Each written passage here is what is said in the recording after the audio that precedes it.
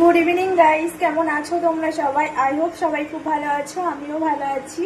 তো সন্ধ্যেবেলায় মাম্মা বায়না করলো যে মাম্মা আমি আইসক্রিম খাবো, তো ওর জন্য এখন আইসক্রিম বানাচ্ছি, তারা তোমাদেরকে দেখাচ্ছি।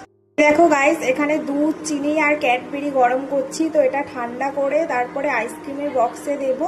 তো তারপরে ডিপ ফ্রিজে রাখবো, তারপরে একটু মানে 2-3 ঘন্টা পরে এটা বার করবো, তাহলে আইসক্রিম রেডি। তো গাইস, এবার আইসক্রিমের বক্সে ঢেলে নিয়েছি, এবার ফ্রিজে রেখে দেবো, তাহলে আইসক্রিম রেডি।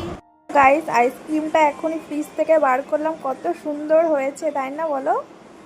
তো গাইস দেখো, আইসক্রিমটা এখনই বার করলাম, কি সুন্দর দেখতে হয়েছে না তাই না বলো? এখনো খেয়ে দেখিনি, বাট আমি খাবো না, মাম্মাম খাবে, তো ও বলতে পারবে কেমন হয়েছে। তোমাদেরকে বলছি কেমন হয়েছে, ও খেয়ে বল।